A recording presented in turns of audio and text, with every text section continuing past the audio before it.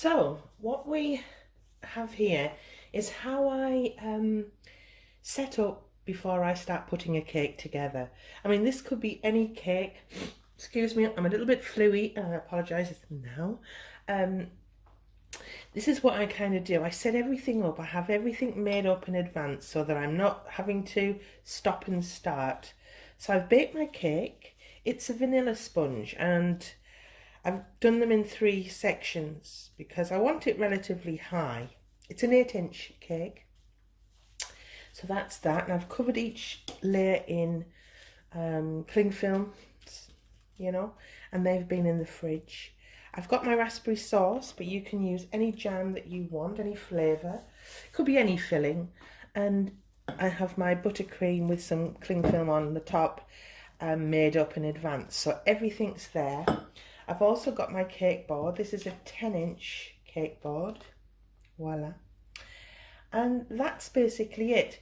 So this video isn't going to be a step-by-step guide. It's going to be a kind of a little bit of a fly on the wall, just showing you elements that I think are important to when you're putting the cake together. And eventually you'll see me actually decorate the cake, and it's going to be a Lion King theme cake.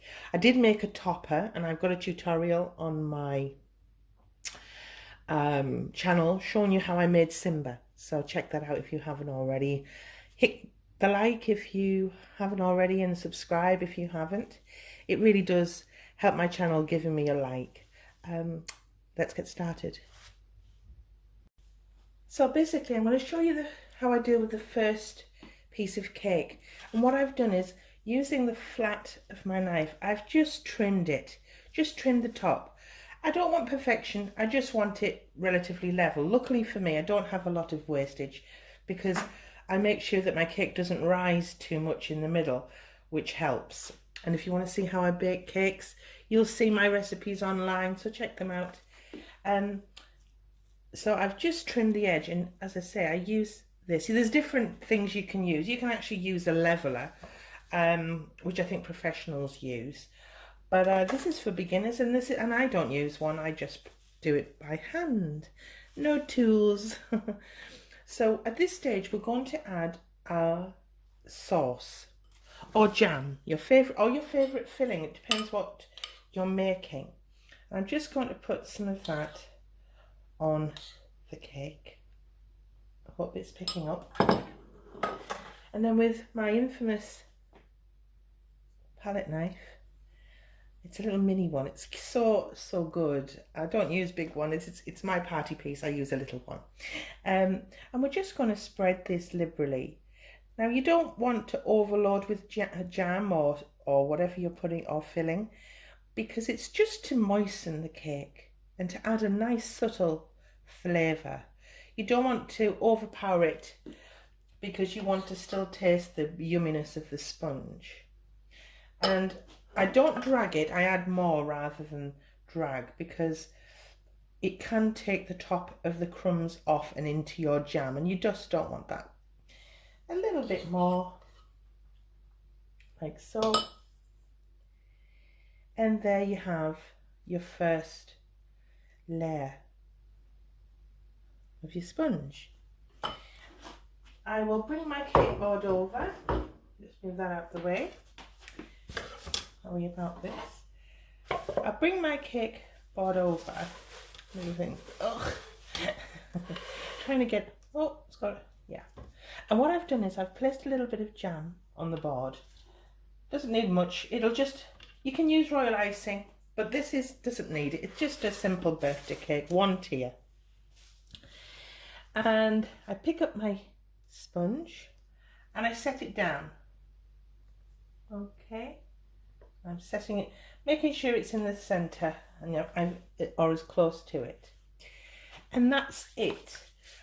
And when I come back, I'll show you how to put on the buttercream of the next layer. I'll be back in a bit. So I'm back. I've done the same principle. I've just levelled off the top. There wasn't a lot wasted. I try to make sure that my cakes are level in the baking process, but I've just levelled it off a little bit, and we're going to add our buttercream.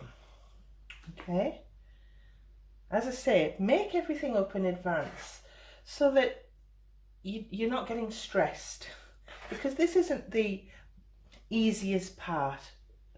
You know, in fact, it can be quite stressful at times. I'll just move that out of the way slightly. And then we're going to, with my infamous palette knife, we're going to start spreading. Again, this is the same thing. Don't let it drag. Once it starts to thinnen too much, add more buttercream. Now, I could have this on a turntable, and maybe I should, but I can't get it in view of the camera, so I'm doing it the difficult way. But I'm sure you can use your turntable and do a much better job than me. Okay, so again, I'm just liberally putting on my buttercream and making sure it basically going to the edges. Okay, you want the buttercream all over the cake. Okay, and once it's relatively level, and it's a nice enough layer, not too much buttercream, because when you make anything with butter is very temperamental and it doesn't like excessive heat. Luckily for me, it's October, but I'm just saying, in more humid countries, the less buttercream you put on. Don't overload, because if it starts to soften when you start layering up the tiers, it can push down and the buttercream can pour out. It's not happened to me because I don't overload. Okay, but I have heard stories. So there's my first layer of buttercream, and I'll bring in my slice that we put jam on earlier. I'll just move everything out of the way because I'm trying to do it in one filming swoop. So we bring in our sponge like that. We place some jam, and then I pick up my layer and I place it down like that, and I can scrape off any excess. So I'm going to put some jam on the top of here, and I'll repeat the process with my last layer. I will put some buttercream on there, and I will then put the final layer on, but I'll do that off camera and I'll come back when it's complete. Okay, so there's the final layer on, and I put it in the fridge actually for about 5 to 10 minutes while I tried to tidy up a little bit, because there was crumbs everywhere. It's, as I say, there wasn't a lot of crumbs. There could be more if you have a very highly risen cake with a bit of a lip, like it kind of is risen in the center. But this one was relatively okay. But I'm ready now to crumb coat. And I'm just going to basically show you how I do it. There are other methods, and there are other tools that will do a much better job, but I just use my infamous palette knife. This is for beginners. This is for home bakers. This is not for professionals who have all of the latest equipment and those big things that, you know. With my cakes, when I crumb coat, I don't overload. I know that a lot of cakers, professionals, will put a rather large, thick layer of buttercream over the cake, and that's absolutely fine. But I find that butter is temperamental, and it's great on a cool day, but not so good on a hot one, believe me. So I just get my buttercream on my knife. Now I've put it on the turntable now. Oh, this cold is driving me mad, I have to say. And I'm just layering up. Okay, just layering it. And I'm not going to show you how I do all of this, because we could be here all day, and I don't do fast forward videos. But as you can see, I'm just filling in the gaps and trying to make it as kind of smooth as I can, and I'm moving it around and doing the same. And once I've completed covering this,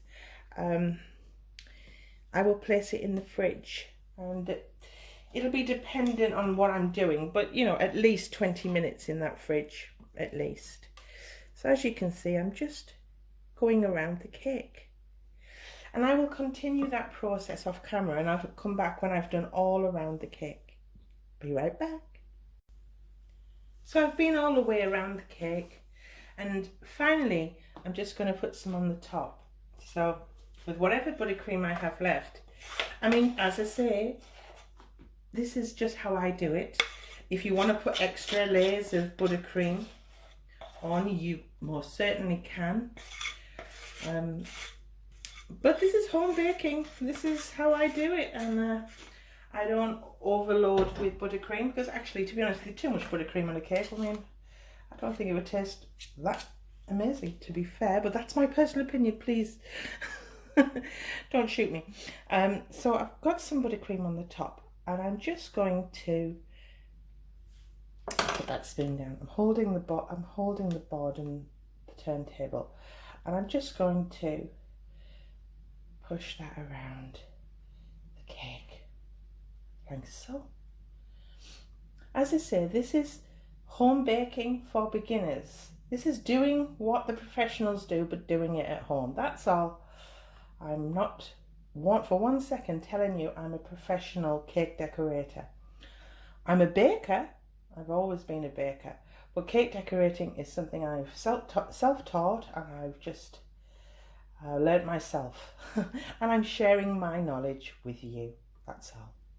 So I've got it relatively smooth on the top, and I will do more, but as you can see, there's a lip and it's a bit of excess. Do not panic, okay? Please do not panic. Take make sure it's cleaned off, and we're just going to go around and take off that excess. Okay, so we're just going around and smoothing off that excess.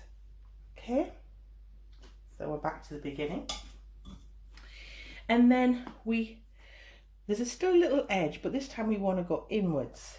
So we're clearing the knife, and we dip in like that, and we go all the way around. Okay, like this, turning as we go. Practice makes perfect. You will get better at it as you go. And we're just clipping off that lip at the top. I hope that's making sense. Like so. Okay. And I'm going to just now place this back into the fridge, and I'll clear up at this point, because it's just a case of take the rest of those crumbs off. They don't need those. But I'm just going to put this back in the fridge, allow it to harden. If you wanted to, you could take it out and put yet another layer of buttercream on. I won't be, but you can. And then we're ready to put the fondant on. Now, with this particular cake, I am using blue fondant, which I buy white and I colour with some blue colour gel. But you can buy it pre-coloured. I just like to cut down on the cost and colour the fondant, you know, as I go. But that's it. That's how you crumb coat a cake. When we'll come back, I will show you how I do the rest.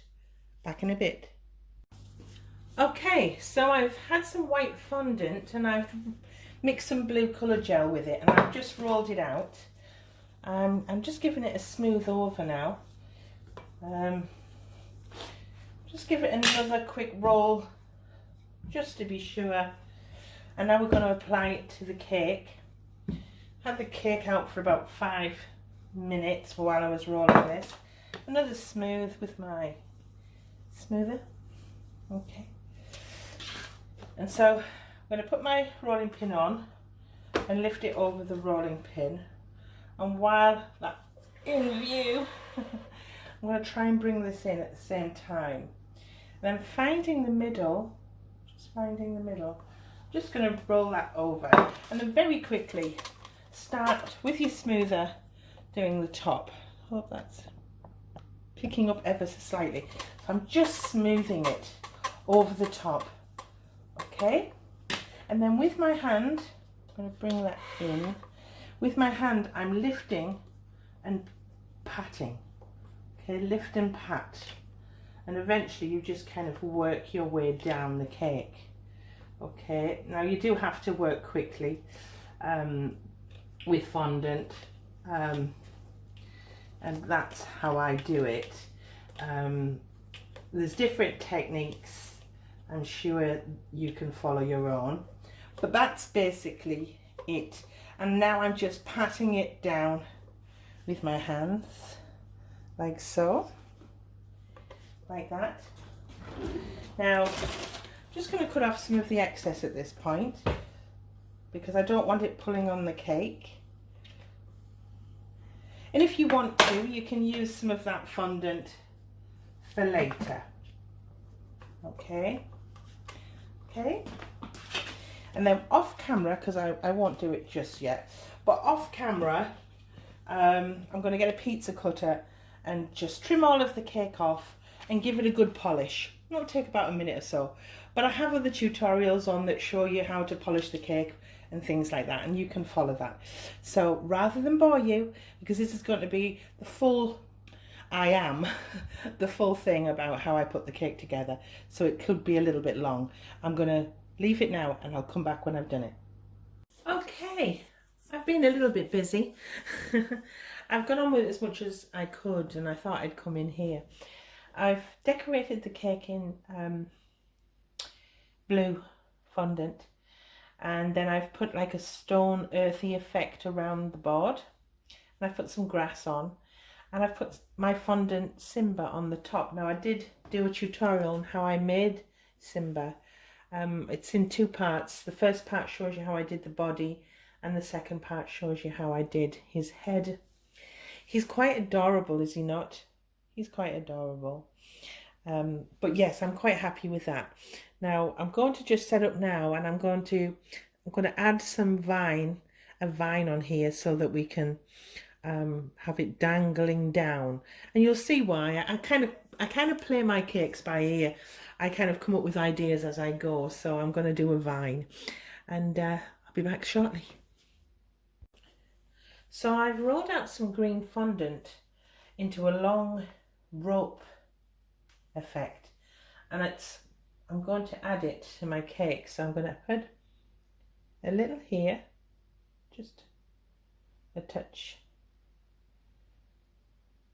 a little here, and then a little here, and I'll just see where the dots are, and I'll come down like so, like that. Okay, so I've put some glue on. You have to kind of remember where you've been. So I'm going to start placing my vine over the parts that I've been, like so, like that, like this.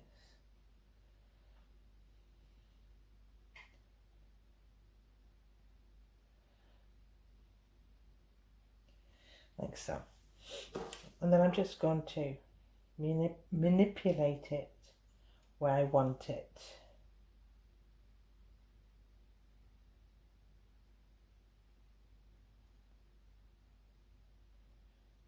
Okay.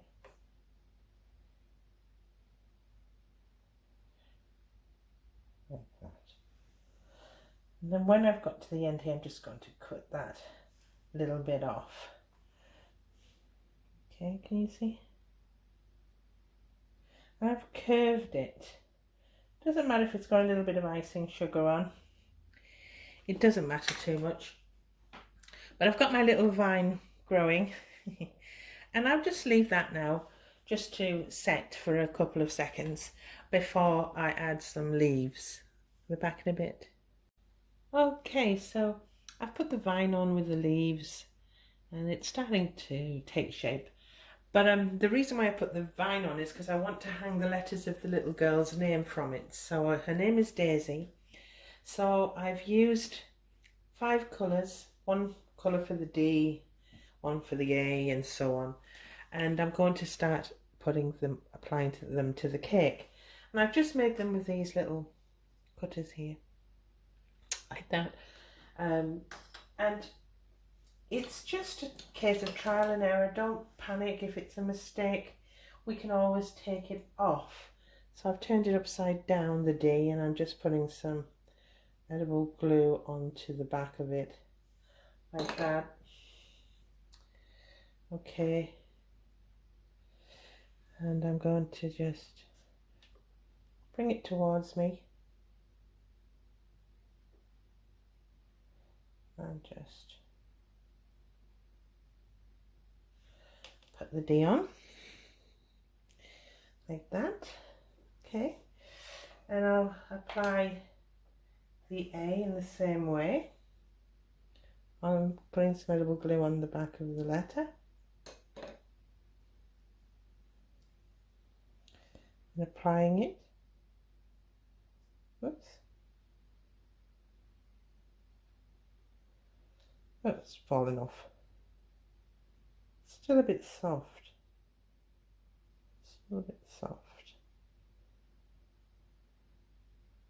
Applying it like that. And so on, and rather than bore you, I'll just complete off camera and I'll come back. Okay, I've put the name on. Daisy. And I want to show you something. I have some leaf cutters, but if you haven't, you know, I'm going to use these as well. I've just cut some card out in the shape of a leaf. It's nothing fancy. And I just place it down, and then with a knife onto some green fondant, I'm just going to cut that shape out. Simple. It doesn't have to be perfect, but it just adds to it really. You don't have to have leaf cutters, you can just use something like this to make a leaf shape. Okay, and then in my fingers I'm just going to mold it, make it more 3D like that, and I'll apply that to the cake and I'll just keep on going. So rather than bore you, I'll see you in a bit. Okay, this is the last bit of the tutorial before I come back and show you what it looks like when it's all done. As I say, I've started to apply the leaves randomly around, and again there's icing sugar on them, but I can rub them off once the glue's dried.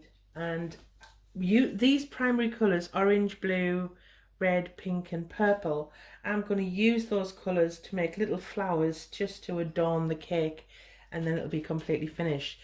So I hope you've enjoyed this. I'm going to have to cut the video short just because it's getting really late and I just need to get on and get it done because they're coming to collect it tomorrow. But I'll come back in a tick and show you what it looks like when it's all done. I'll be right back. And voila, here we are. The finished product, or as finished as it's going to be for this evening anyway. Excuse me. My cold's getting progressively worse as the evening drags on, but it's done to a certain standard now. I probably will leave it and let it dry and let the glue dry. And once the glue is dried, I'll rub off any residual icing sugar that might be still on the cake. I've added some flowers like I promised, and it just adds a little bit of magic to the birthday cake. I hope you like it. Now, always remember to do the back as well. Don't leave it. Don't leave the back. You know, don't leave it. As I've said before, if you want to find out how I made little Simba here, well, it's not symbol, it's not small, it's quite substantial. So all my models I like to make big and bold and loud and be the statement piece, and I think it is in this instance. I hope you've liked the video. Click like please, it really does help my channel if you haven't already, and subscribe if you're new. There will be more videos coming very soon, I'm sure, and thanks for your time. Bye.